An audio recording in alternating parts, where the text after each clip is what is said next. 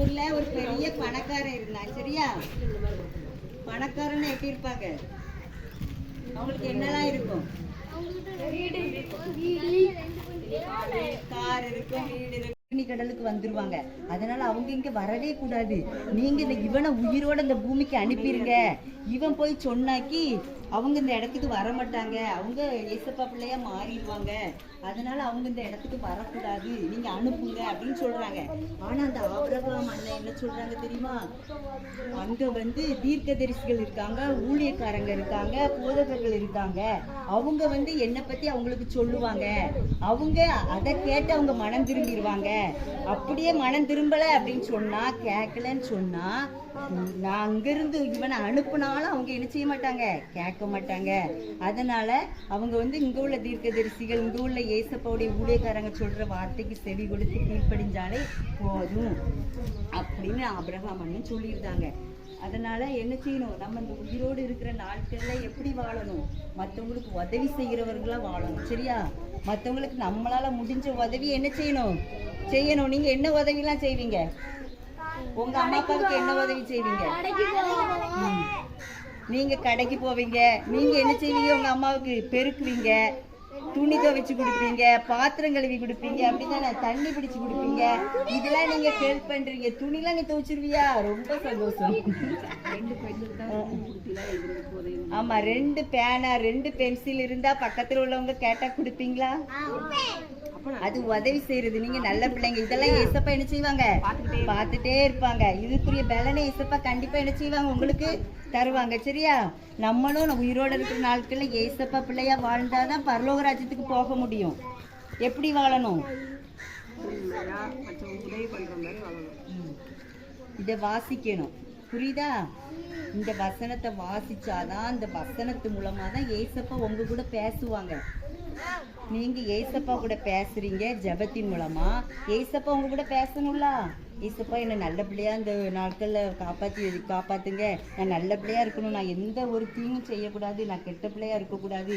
என் பாவத்தெல்லாம் மன்னிச்சிருங்க அப்படின்னு சொல்லணும். ஏசப்பா நம்ம பாவத்தை மன்னிக்க என்ன செய்தாங்க தெரியுமா? சிலுவையில அறையப்பட்டாங்க, ரத்தம் சிந்தினாங்க. அந்த ரத்தத்தினாலதான் நம்ம ஏசப்பா கழுவப்பட்டாதான், நம்ம இருதயம் கழுவப்பட்டாதான், பரிசுத்தமா வாழ்ந்தாதான் பரலோக ராஜ்யத்துக்கு போக முடியும். இல்லைன்னா போக முடியாது. சரியா? நானா இருந்தாலும் போக முடியாது, யாரா இருந்தாலும் போக முடியாது. ஏசப்பாவுடைய ரத்தம் தான் நம்ம பாவங்களெல்லாம் இந்த கழுவி நம்மளை என்ன செய்யும்? சுத்திகரிக்கும். சரியாமா? ஏசப்பா பிள்ளைய வாழணும்னா ஏசப்பாவுடைய ரத்தத்தினால கழுவப்படணும். இந்த வசனம் நாங்க புக்கு கொடுத்துருக்கோம்ல, இதை டெய்லி வாசிக்கணும்னு வாசிச்சு ஜபம் பண்ணுங்க. அப்பனா ஏசப்பா உங்களுக்கு என்ன கேட்டாலும் தருவாங்க. ஏன்னா ஏசப்பா பிள்ளையா நீங்க மாறிட்டீங்கன்னா நீங்க ஏசப்பாவுக்கு பிள்ளை. ஏசப்பா பிள்ளை கேட்கறத தராம இருப்பாங்களா? கண்டிப்பா தருவாங்க. தருவாங்களா தரமாட்டாங்களா? உங்களுக்கு இப்போதைக்கு என்ன வேணும்?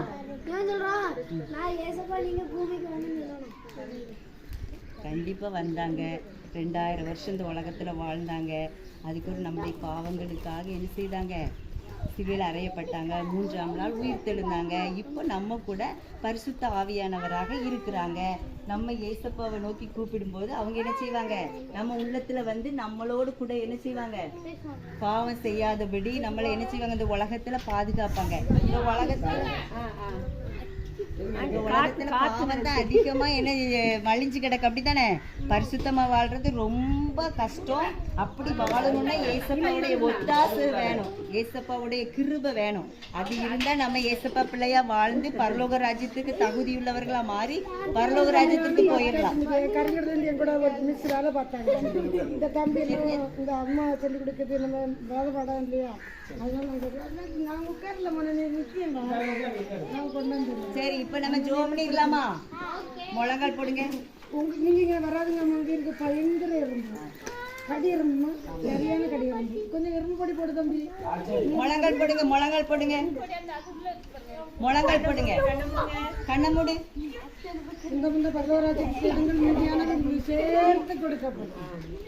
ரெடியா? ஏசப்பாட்ட பேச ரெடியா? என்னென்ன ஏசப்பா உங்களுக்கு என்னென்ன வேணுமோ அதை ஏசப்பாட்ட கேளுங்க. முழங்கால் போடுங்க, கண்ணை மூடி. ஏசப்பா உங்களை பார்த்துட்டே இருக்காங்க. ஒவ்வொரு நிமிஷமும் ஏசப்பா உங்களை பார்த்துட்டே இருக்காங்க. கண்ண மூடு. ஏசப்பா பார்த்துட்டே இருப்பாங்க. நீ என்ன ஏமாத்திரலாம், ஏசப்பாவை ஏமாத்தவே முடியாது. கண்ண மூடு. ஜோம்ன ஆரம்பிச்சாச்சா? கண்ண மூடு. ஏசப்பா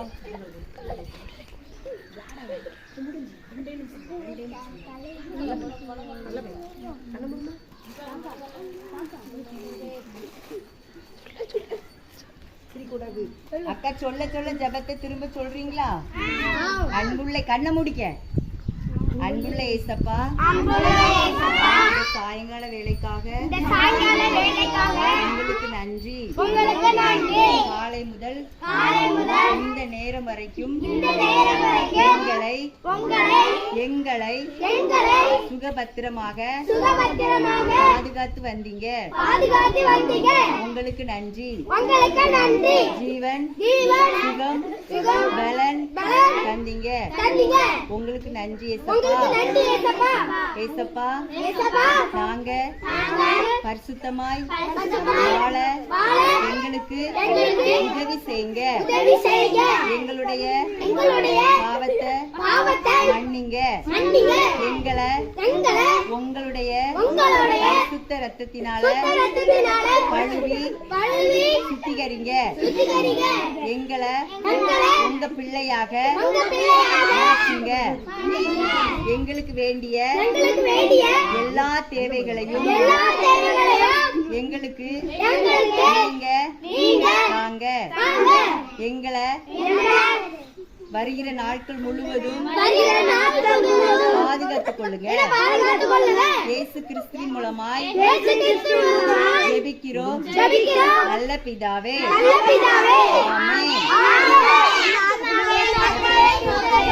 என் முழு உள்ளமே அவருடைய பரிசுத்த நாமத்தை ஸ்தோத்திரி. என் ஆத்துமாவே அவர் செய்த சகல உபகாரங்களை மறவாதே. ஆமென். ஹல்லேலூயா. கடலுக்கு வந்துருவாங்க. அதனால அவங்க இங்க வரவே கூடாது. நீங்க இந்த இவனை உயிரோட இந்த பூமிக்கு அனுப்பிடுங்க. இவன் போய் சொன்னாக்கி அவங்க இந்த இடத்துக்கு வர மாட்டாங்க. அவங்க ஏசப்பா பிள்ளையா மாறிடுவாங்க. அதனால அவங்க இந்த இடத்துக்கு வரக்கூடாது, நீங்க அனுப்புங்க அப்படின்னு சொல்றாங்க. ஆனா அந்த ஆபிரகாம் அண்ணன் என்ன சொல்றாங்க தெரியுமா? அங்க வந்து தீர்க்கதரிசிகள் இருக்காங்க, ஊழியக்காரங்க இருக்காங்க, போதகர்கள் இருக்காங்க.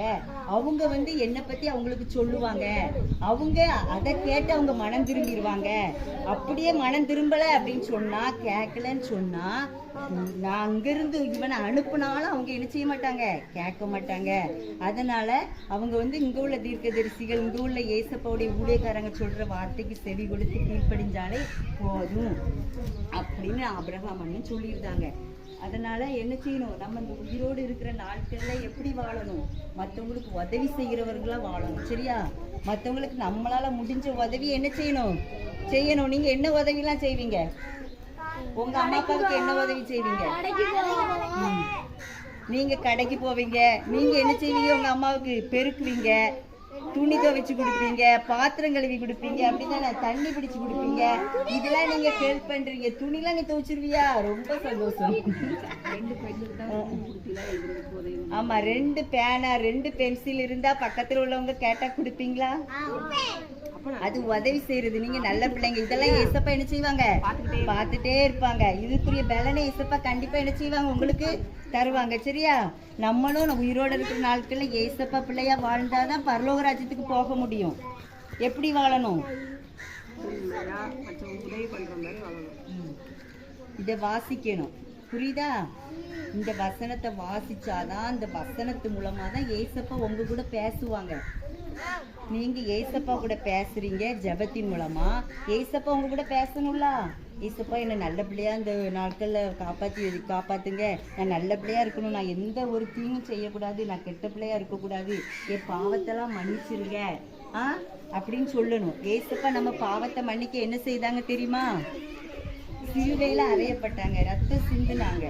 அந்த ரத்தத்தினாலதான் நம்ம ஏசப்பா கழுவப்பட்டாதான், நம்ம இருதயம் கழுவப்பட்டாதான், பரிசுத்தமா வாழ்ந்தாதான் பரலோக ராஜ்யத்துக்கு போக முடியும். இல்லைன்னா போக முடியாது. சரியா? நானா இருந்தாலும் போக முடியாது, யாரா இருந்தாலும் போக முடியாது. ஏசப்பாவுடைய ரத்தம் தான் நம்ம பாவங்களெல்லாம் இந்த கழுவி நம்மளை என்ன செய்யும்? சுத்திகரிக்கும். சரியாம்மா? ஏசப்பா பிள்ளைய வாழணும்னா ஏசப்பாவுடைய ரத்தத்தினால கழுவப்படணும். இந்த வசனம் நாங்கள் புக்கு கொடுத்துருக்கோம்ல, இதை டெய்லி வாசிக்கணுன்னு வாசிச்சு ஜபம் பண்ணுங்க. அப்பனா ஏசப்பா உங்களுக்கு என்ன கேட்டாலும் தருவாங்க. என்ன ஏசப்பா பிள்ளையா நீங்க மாறிட்டீங்கன்னா நீங்க ஏசப்பாவுக்கு பிள்ளை. ஏசப்பா பிள்ளை கேட்கறத தராம இருப்பாங்களா? கண்டிப்பா தருவாங்க. உண்மையுள்ள மனுஷன் பரிபூர்ண ஆசீர்வாதங்களை பெறுவான். நீதிமொழிகள் 28 அதிகாரம் 20ஆம் வசனம். உண்மையுள்ள மனுஷன் பரிபூர்ண ஆசீர்வாதங்களை பெறுவான். நீதிமொழிகள் 28 அதிகாரம் 20ஆம் வசனம். நம்ம வந்து உண்மையா இருக்கணும். எந்த காரியத்திலையும் உண்மையா இருந்தாச்சுன்னா ஏசப்பா நமக்கு இந்த பெரிய ஆசீர்வாதம் தருவாங்க. சரியா? எதுலையும் சின்ன விஷயமா இருந்தாலும் உண்மையா இருக்கணும். அதுதான் உண்மையுள்ள மனுஷன் பரிபூர்ண ஆசீர்வாதங்களை பெறுவான். சரியா? கதை பதினஞ்சுல